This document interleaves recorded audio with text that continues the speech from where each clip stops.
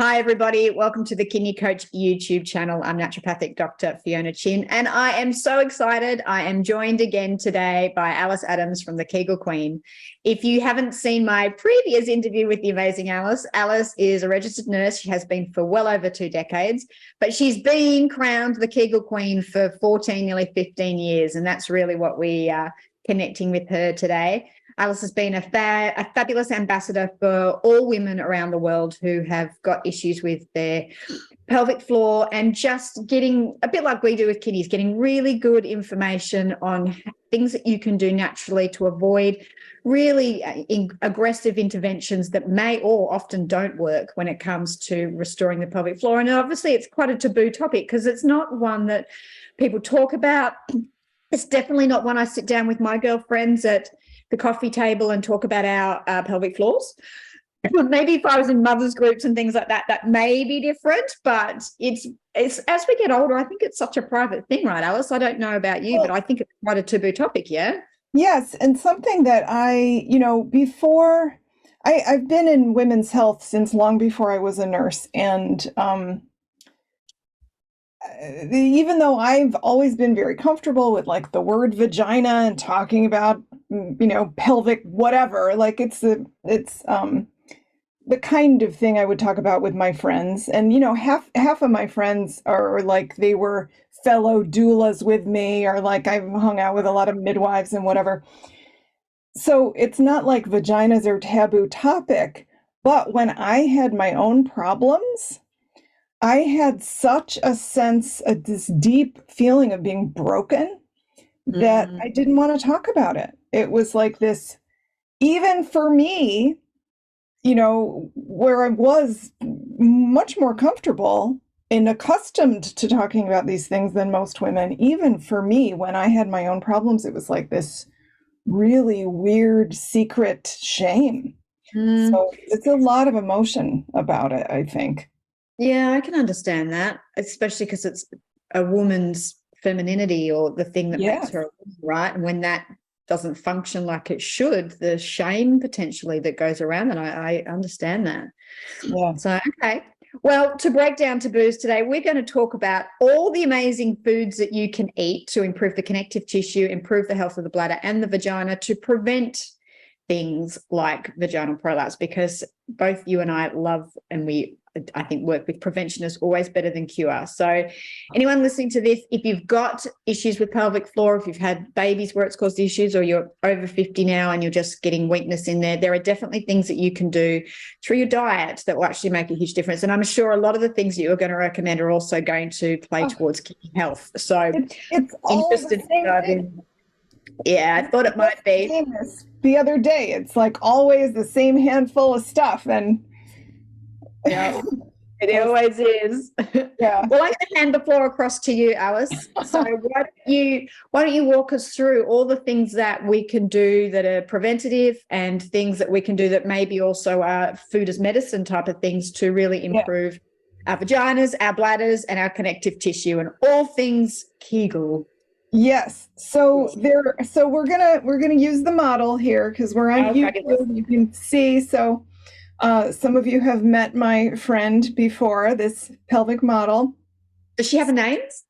She doesn't. I've thought about it, but I don't know. People might be offended if it's their name, so I get it. So this is a woman's pelvis that sits in the body like this. Here's the pubic bone right in front. Here's the tailbone in the back.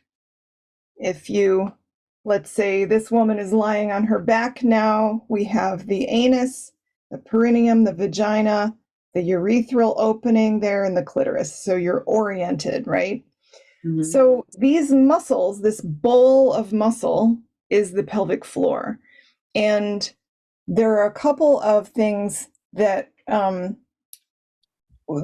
issues that I help women with are better sex, which we're not going to talk about a whole lot today. I guess we could talk about food and how it might benefit circulation. Like that's really kind of where the food interplay. But the things that I mostly help women with are urinary incontinence. So your bladder can't hold what it needs to hold at the right time, and pelvic organ prolapse, which is when the organs, the bladder, uterus, or rectum, sometimes other things, but usually is those, will actually fall out of their proper position. So we can talk about food that helps the bladder to do its job properly of holding urine in. And we can talk about food that helps the vaginal lining to be healthy. We can talk about food that helps with making the connective tissue as strong as possible, like the connective tissue that's part of the pelvic floor, but also the connective tissue that supports the organs from the top and from the sides. And also, for prevention, let's start there with kind of the least fun topic of the night, I hope, is constipation. This is a major, major hazard for pelvic health, because with the pelvic floor, anytime you have a lot of pressure from the inside of the body pushing against the pelvic floor, you can really damage the pelvic floor. So that's like a really bad cough, exercising the body in a way that creates a lot of pressure there. Like if you were an Olympic weightlifter, you would be at risk for that. I was just telling you, Fiona, how when I was pregnant, I was vomiting a lot, and that really did a number on my pelvic floor. So pressure from this direction can be really damaging.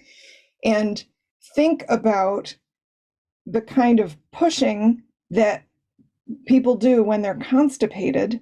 You know, they're on the toilet. It's like let's say that if you're coughing, there are ways that you could support the pelvic floor to like brace it a little so that the cough isn't going to just like blast it out. But if you're actually sitting on the toilet trying to poop and you're straining, you are really, really pushing. And unfortunately, I have a lot of women in my program who say, I've been constipated chronically my whole life. Wow. I hear from a lot of women who say, I wish I'd known how important it was to prevent constipation, because nobody wants to be constipated, but I think people don't realize that it's not just unpleasant in the moment. Sorry, there's a little background noise there. I live next to a train. It's not just unpleasant in the moment. It's really, for women at least, it is downright dangerous to be constipated. So that's one thing that I really want everyone to know. Like, don't put up with it. And it's an awful thing to experience. It's just not, it's not healthy, and it's really not healthy if you're a woman and you're at risk of damaging your pelvic floor. So to help with preventing constipation, of course, fiber is the obvious thing. Insoluble fiber, like the kind that you can't chew up, or like, the stuff on the outside of your broccoli that you peel off, the stuff that makes it all the way through your digestive system, and it's still kind of, even if you can chew it up, right, it's stuff that doesn't get digested by you or by the bacteria in your gut.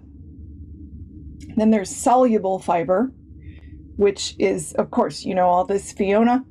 The soluble fiber is food for the gut bacteria. And that's a lot of what your poop is made of course, is the bodies of these gut bacteria. So feeding them some yummy soluble fiber. And that's in vegetables. We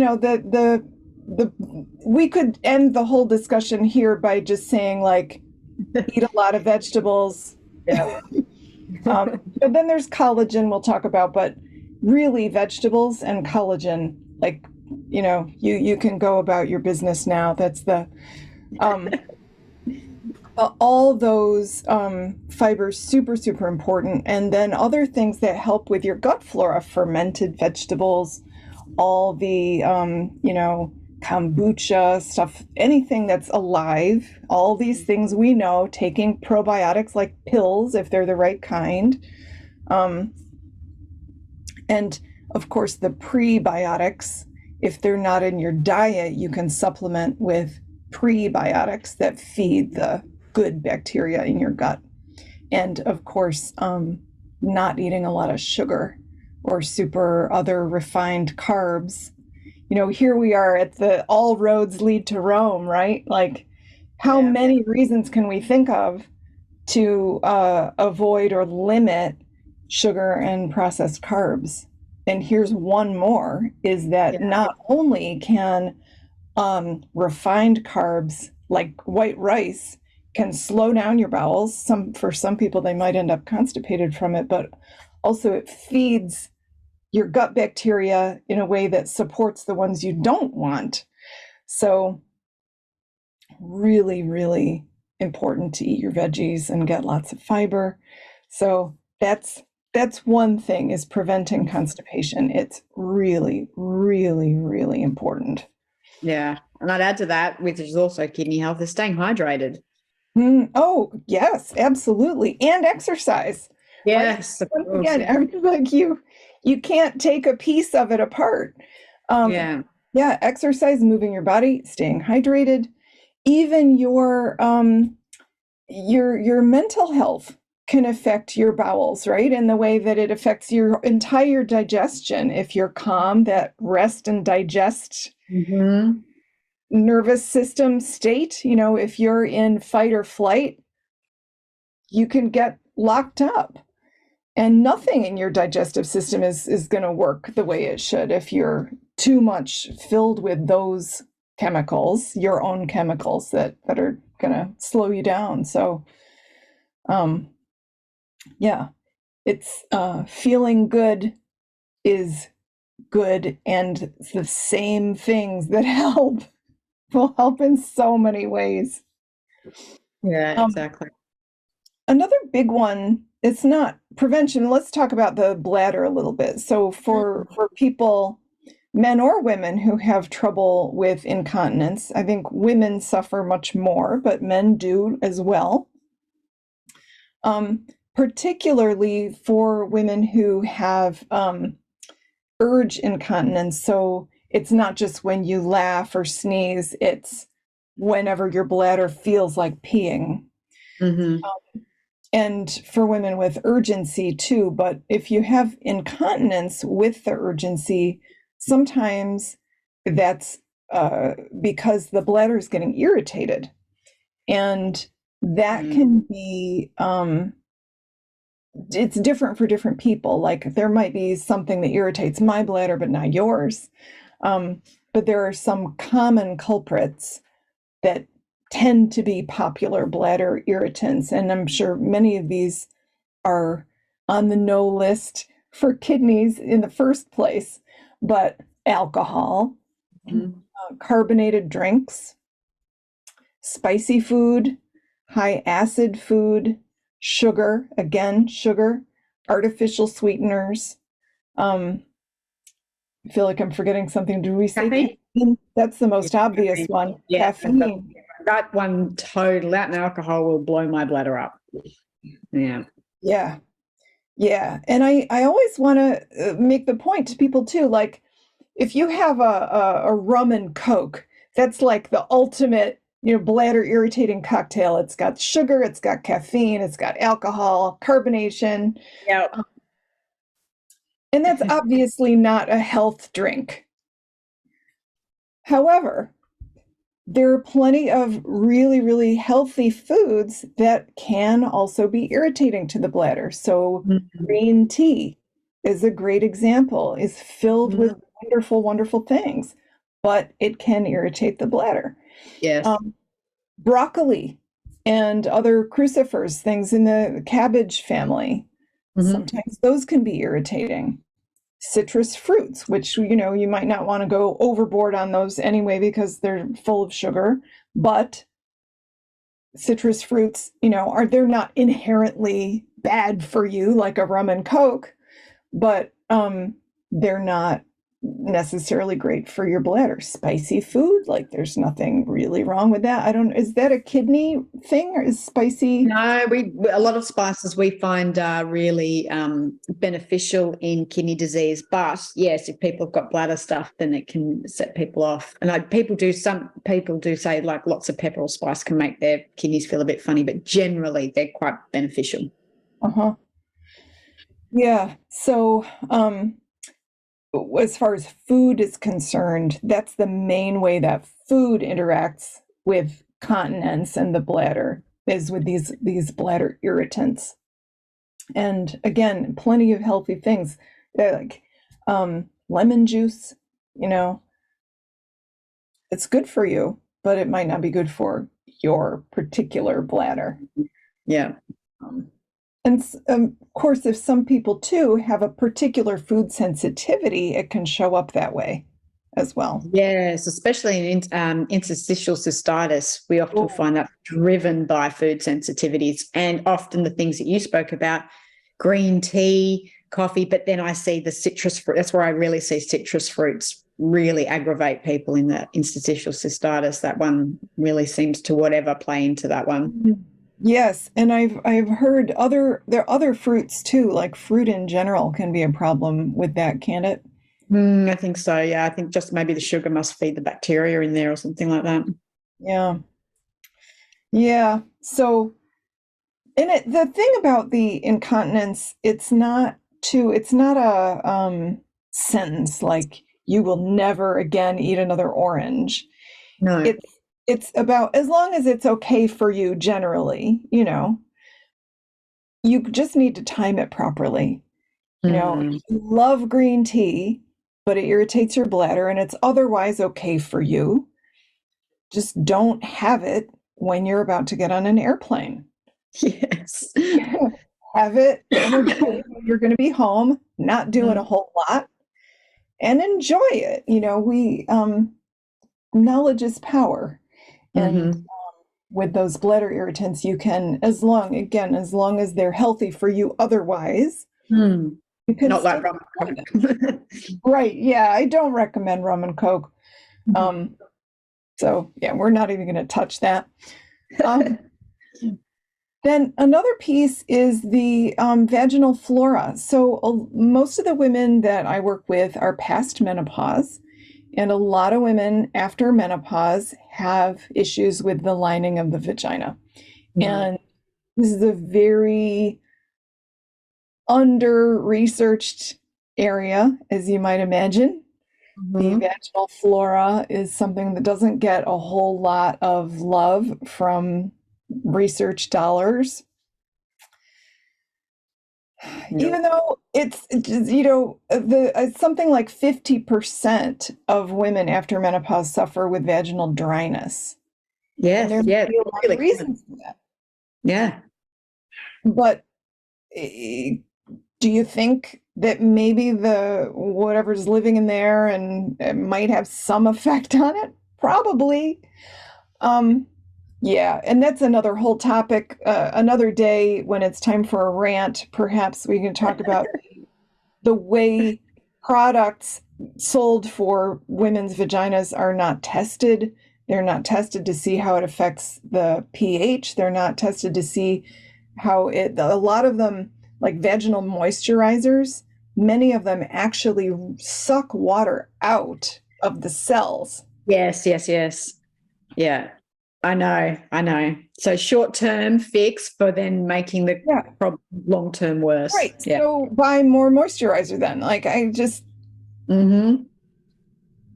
So on the plus side, though, nobody really knows because there's not the research dollars there, but nobody really knows whether the bacteria that are in your gut, in your, the things you eat, like if you eat kimchi, does that bacteria end up in your vagina?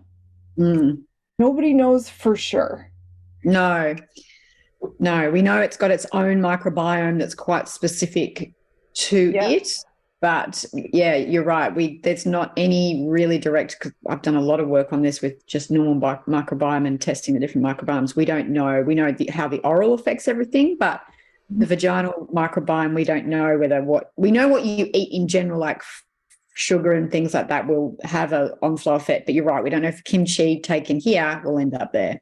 Right. Yeah. So the thing is that we don't know either way. Like some research indicates that it might, and other research is like, we don't really know.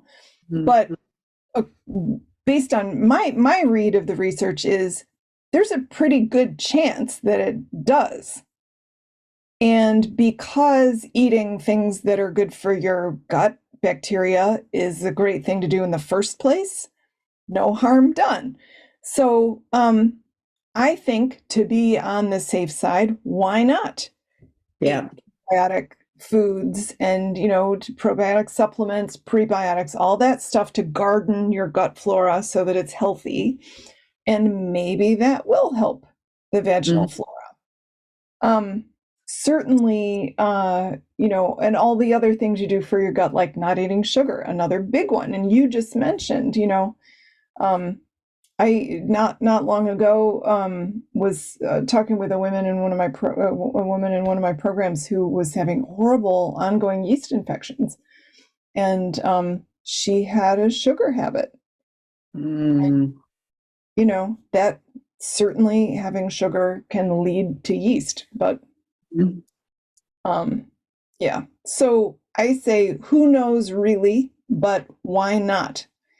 And the thing is, it's not about being dirty. Like, the fact is, this is the way we're built, right? Here's our pelvis again. This is the way we're built. Here's the vagina, and like an inch away is the anus. Poop comes out of here, and it's not very far from the vagina. And even if you're clean, like, that's cool. I'm not saying we should like stop wiping or something, but bacteria, they get around, they crawl around. They do. We want to continue, wipe front to back, all that stuff that we know to do to prevent urinary tract infections and all that stuff. But my point is, like, these things are right next to each other, and that's okay. And we don't need to be kind of afraid of our bacteria. Well, it's interesting. We know in childbirth that children that have a C-section and don't pass through the vaginal opening, right? So when a child comes through the vaginal opening, its immune system is inoculated from the vaginal bacteria. And in fact, one of the things that we often recommend to mothers who want to have a natural birth, but for whatever reason have to have a C-section, is to wipe the inside of the vagina and then wipe the oral mouth of the child, because it's really important for turning on the immune system. There's lots of research on this. I'm not making up some weird, crazy witchy poo thing. That's really important for the child's immunity, especially because as soon as they're born, it's the mother's vaginal bacteria that then inoculates through the nose and mouth. So there is a transference between that is super important. And the research shows that will reduce the child's food allergies and all of those sort of things. So they definitely work together, and it's not a dirty microbiome per se, as you're saying. It's, it's part of the whole and really important. So yeah, absolutely. And I heard, this was years ago, but I was saying I've been like a childbirth person, and in the 90s especially, and it was probably 15 plus years ago. I heard a story of somebody in my community, a woman who gave birth, and the doctor actually swabbed the baby's mouth from the vagina after C-section. Yeah, there's hope. There's hope for us yet. Yeah, it is. It's a little bit more standard procedure here, actually. I've heard of a couple of women that maybe didn't know about that stuff, where oncologists and people delivering are doing that now, because there is enough research with that. So that's awesome. Especially in Australia, where asthma and atopic eczema and things like that are really high. We've got one of the highest rates in the world. Really? I didn't know that. Mm-hmm. Yeah. Huh. Yeah. And the other thing, I'm sure but just for folks listening, the other thing about cesareans is cavities. Kids born by cesarean not only have higher rates of asthma, but they have cavities. Didn't know that. They do. That's interesting. Oral microbiome again. Yep. Huh. Okay. Well, that makes sense to me about what we know about the oral transfer of microbiome. And the oral microbiome is something that's under the microscope at the moment. We know certain bacteria in the mouth now will, if it's the wrong type, will cause kidney disease. That's the latest research coming out. Yeah. Yeah.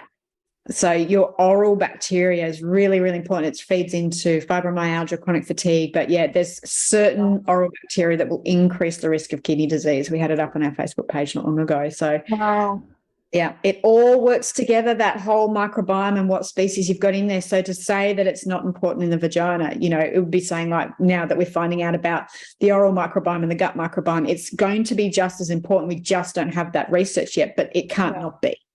Yeah, I really think the future of medicine is going to include a lot more bacteria-based therapy. I agree. The whole thing about fecal transplants for C.diff. Yep.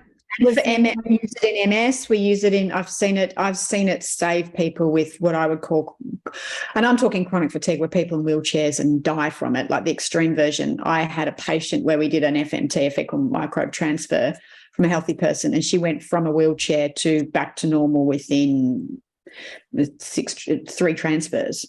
Like, it saved her life, and that was an issue with the microbiome. In some cases, it's reversed MS.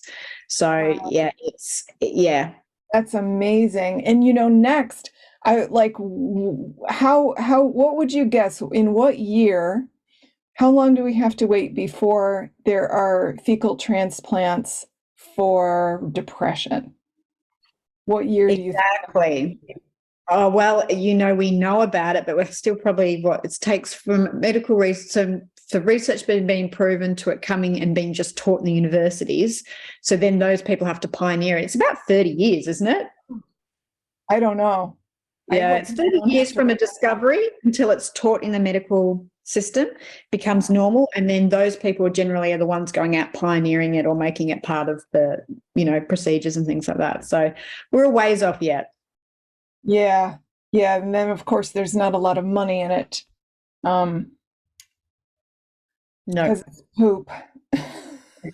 Yeah, it's from healthy donors, and I think the screening has to get better. I've actually had FMT. I've had an FMT. Really? Yeah, for MS, because there was a lot of good research in it. But because I don't believe my autoimmunity is driven by a poor microbiome, because I eat so well, mine's more viral load, I actually think my donor was less healthy than my microbiome, because I tested my microbiome and my donor's microbiome after the fact. But yeah, no, I've had an FMT, so I know what they are and what they're like, and it's not the funnest of processes. You have to have a colonoscopy and it flushes. You have to do suppositories and stuff every day. But yeah, it didn't help me. But I've definitely, like I said, that chronic fatigue patient, I've 2 chronic fatigue patients where it's I have no doubt in my mind it saved them, and it totally changed the trajectory of their life. They were really like bedridden, not functioning, and FMT saved them. So they've definitely got their place for sure. Wow, that's fascinating. That's fascinating. So yeah, vaginal microbiome is really important, and no one has a clue what different vaginal products do for it. So like some women use coconut oil as a moisturizer. Is that good? Maybe, probably it's fine. Like anecdotally, it seems to be fine, but wouldn't it be cool? Highly antifungal. Highly antifungal. Right. Yeah. Wouldn't it be cool if somebody actually looked into it? Nice and simple to use, and it's a food product, right? So cheap. Yeah. Right. So yeah, super non-toxic. We could there's yeah. The poor vaginas, they just don't get the research dollars they could really benefit from. So let's talk about healthy connective tissue. Yeah, I want, dive in. Collagen. I know you're going to get there, so I'm excited about this. Oh, yeah, collagen. Of course, collagen is number 1 for healthy connective tissue. And it's, number 1. Let's back that up a second. So there's, I love Dr. Catherine Shanahan, and she says people don't eat nutrients, they eat food. And Whenever we talk about nutrition and we have a discussion like this, it's very easy to like, let's talk about collagen and antioxidants and, controlling inflammation is another whole, that's more of a process thing, but like food components that are important for the health of connective tissue. Those are a couple really big ones, collagen and antioxidants. But it's almost like an insult to food. It's like an insult to our place in nature to think of our food that way. You don't eat antioxidants, you eat vegetables. You don't eat collagen unless you're taking a collagen supplement, which is definitely better than not using collagen in a more, but like our grandparents and their grandparents all got collagen from bone broth from animals. And you cook them up and then you have soup.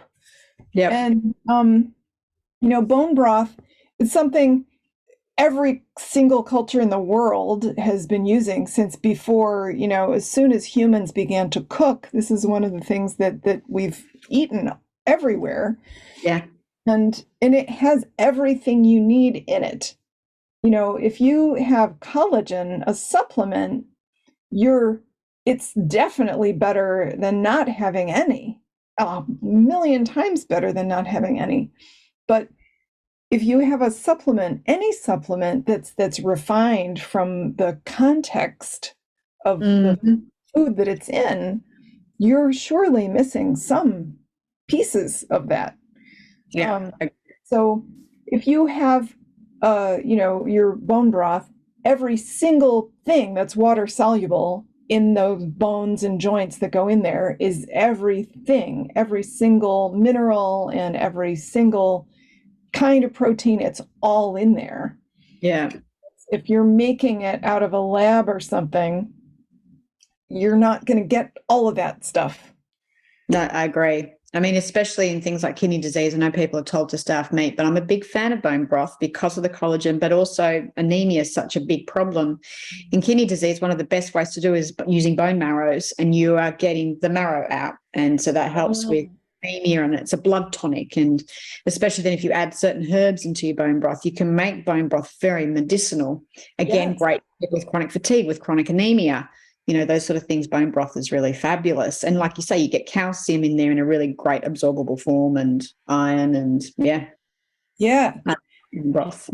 Yeah, and all those nice collagen ingredients like the, I'm going blank on the glucosamine, all of the different MSM and chondroitin, all of that stuff, all of that. And so one of the things about collagen is that it's a very, and again, I'm not telling you anything you don't know, but it's making collagen is not as easy for the body as making some other things. Collagen exists outside of the cells. It's not made of cells. It's something the cells make. And if the collagen making process is going really well, then you get nice long, even, smooth fibers that are all like parallel to each other.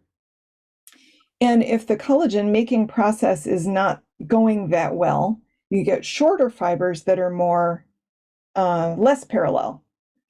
So you have the collagen is stronger when it's being made well, right? And it's all parallel things, like picture a bunch of threads all together. It's like a good, nice rope versus like a handful of scraps, little bits of yarn in a jumble. And the collagen making process in the body is a little bit at risk because it's complicated. So if you don't have all the nutrition for it, it comes out kind of funny. Likewise, if you have inflammation, if you have chronic inflammation, this interferes with the strength of your collagen. If you're not sleeping enough and maybe you don't have the growth hormone at optimal levels or whatever, you're not able to do the repair and healing as well as you might, as your body needs you to. And the way most people eat and the way most of us grew up eating, and I know you grew up with lots of natural food, and I did too. Like, we had vegetables, but we also had margarine. We had, we had some really excellent food, and we also had like hamburger helper and stuff at my house. Yeah. And when we didn't have a whole lot of bone stock when I was a kid, so you can only make collagen till you're about 30, then you can preserve collagen. And the elastin you only get to make to like till your teens, I believe. It's only I don't actually know, but that's quite crazy when you say it that way, that we don't get to make it that long. Yeah, so having bone broth for your kids is really, really important for their health later on. And I often wonder about my mother and my grandmother both lived into their 90s.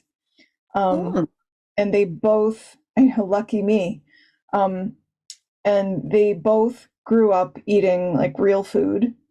But my mother was really, really, really wrinkly. And my grandmother, my father's mother, it's a different family line. My grandmother was like, she looked really, really young. She was a lot smoother. And I often wish I could go back in time and see, like, did they have different amounts of what were they eating differently when they were kids? Because I think for whatever reason, my grandmother was made much better collagen. I don't know. Yeah, interesting. And do you know how much is genetics versus diet? I mean, we know that diet definitely impacts, like we see. I mean, you look at all the beauty health products coming out now, and collagen peptides, and they're everywhere, right? And hyaluronic, all of that sort of stuff. So we know we can supplement it. My mother-in-law had really bad arthritis, and actually the thing that made the biggest difference was collagen. Yeah, I believe it. And I'm saying, like, I love bone broth and it's delicious and I make it, and that's number one. But if you aren't having bone broth daily, like, have some collagen, like, get your collagen supplement going. I'm very much in favor of that. Just to make sure. So more in the cold weather, I don't do it in summer. I do my bone broth, but in my smoothie every morning, a couple of big heaped tablespoons of collagen goes in. I even give it to the dog. Yeah, absolutely. Yeah, so collagen is super important. And then all that other stuff to help you make good collagen, like getting enough sleep, watching your inflammation, which is connected with your stress and cortisol. Sugar really screws up your collagen. Sugar and the AGEs, so those advanced glycation end products. So advanced glycemic end products, excuse me.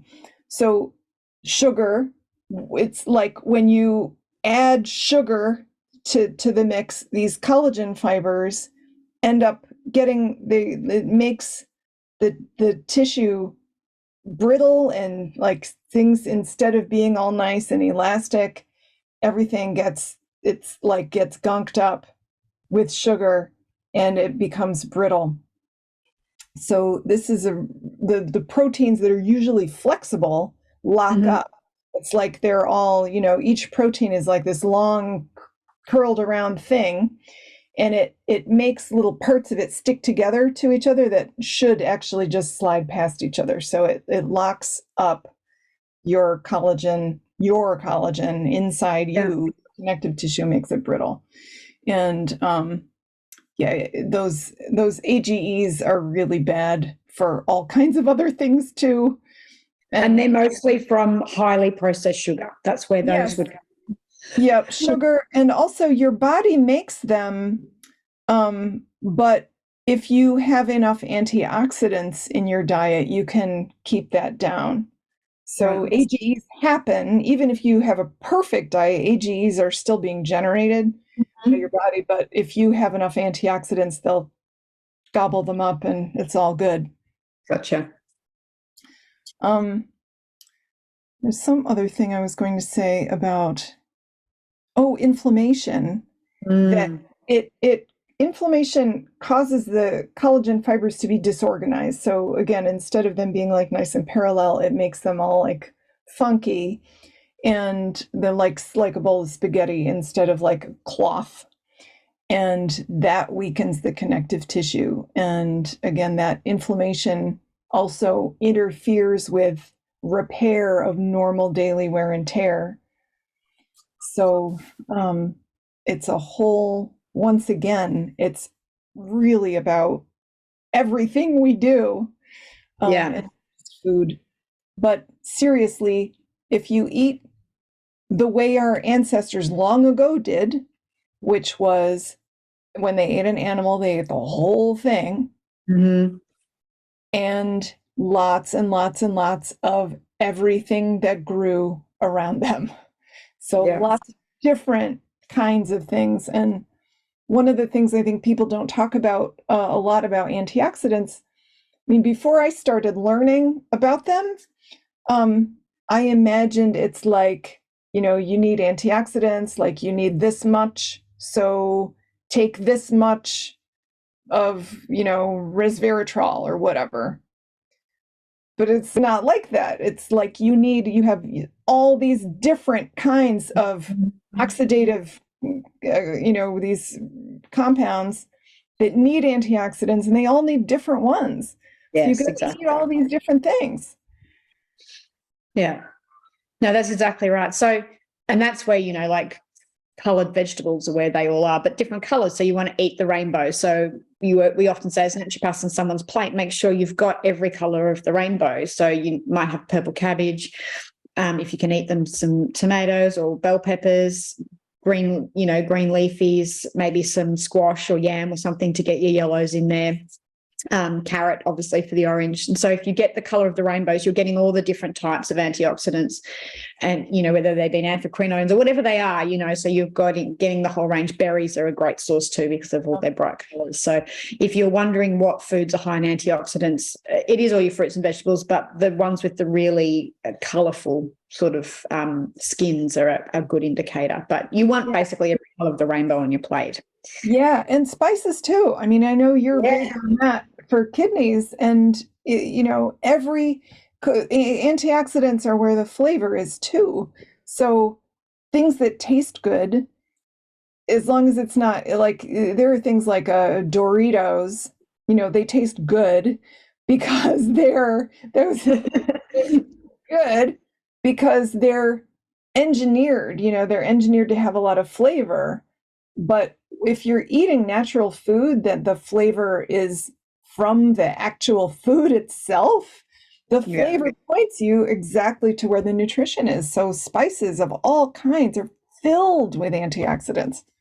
Yeah, well, I said this on another podcast just the other day. Spices are our traditional medicine. That's one of the easiest ways to get medicinal plants into you. I think I was talking to Dr. Morgan Camp about it. Things like turmeric, ginger, rosemary is amazing for circulatory system and for brain cognition. And then you've got, like turmeric's anti-inflammatory, ginger's great for nausea in the gut. They've all got very medicinal parts for them. And so traditionally adding herbs and spices to your cooking was how you would get medicine in there. So I'm a big good.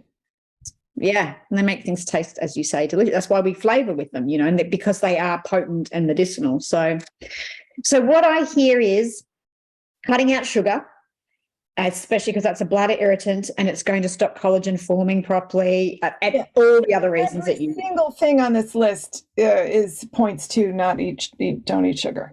Yeah, it interrupts your microbiome. And then eating a really antioxidant-rich diet, which we've just covered of what that looks like. Make sure your diet's anti-inflammatory, which means taking out things like processed carbohydrates, highly deeply fried foods, sugar, all of those things.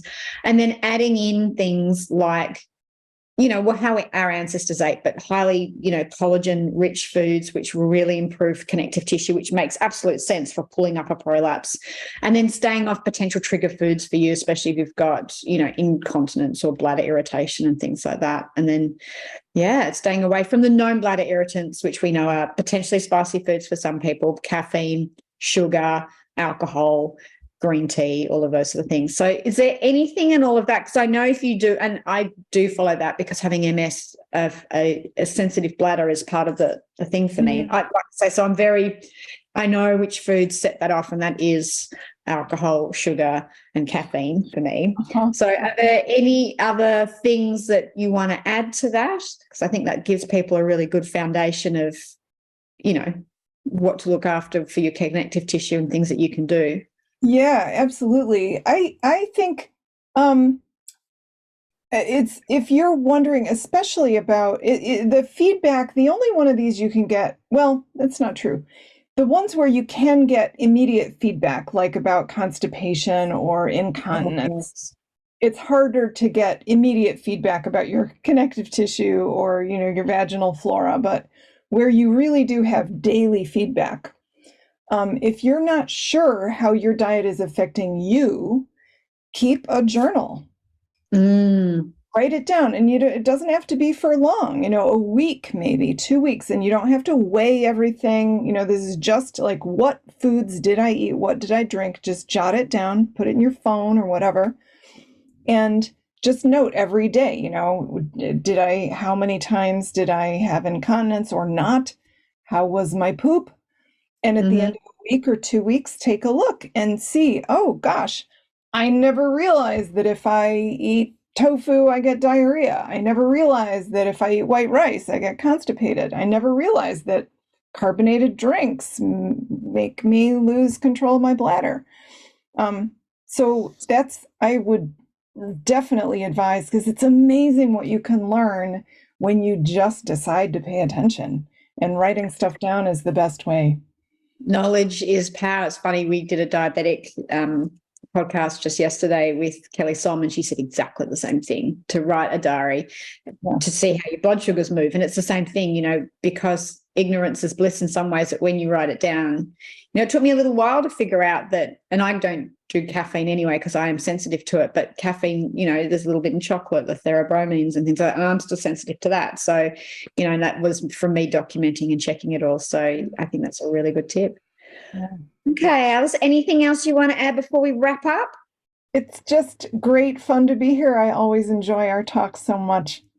Oh, me too. It's always so good and educational. And I think there's a lot of good information out there, especially because, as we mentioned before, it's not an area that people openly talk about. So hopefully putting this information out helps people to get some good stuff that they can take in for themselves and feel a little less embarrassed about it. And to know that, what was the stats? I just want to share this before we wrap up. What were the stats of women with prolapse or incontinence or issues? Right. Pelvic floor issues of some kind.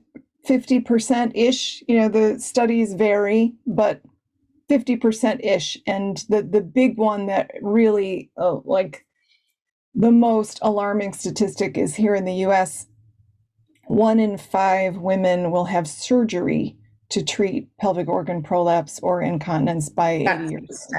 1 in 5. Yeah. So if you've got a group of females out there, half of them are having some sort of incontinence or issues, and 1 in 5 will go on to have, surgery. So make sure you talk to your girlfriends, make sure you don't make it taboo. And there are lots of things you can do preventative. And even if you're on the way, there is so much that you can do. If you are suffering from a prolapse or you're feeling like you're a bit unstable in the tissue, you do tend to get a little bit of a warning before it happens. Make sure you head over to Alyce's website. I'll put the details below, but if you look up the Kegel Queen, it'll come up there. So KEGELE and then queen.com, I think she is, right? KEGEL. Queen. EL. Yeah, perfect. So, when you say it out loud, you're like, am I saying this right? So make sure you look Alyce up. She's got a whole program that's really useful to help you to prevent having surgery. And if you want to know why we're big pros on preventing surgery, make sure you listen to our previous podcast, because we cover all that information in there. Alyce, thank you so much for your wisdom and being with us. Thank you for everyone for listening. If you want to know more about what we do, head to www.kidneycoach.com. All the information's there. We have heaps of information on our Facebook page. We're just Kidney Coach on Facebook.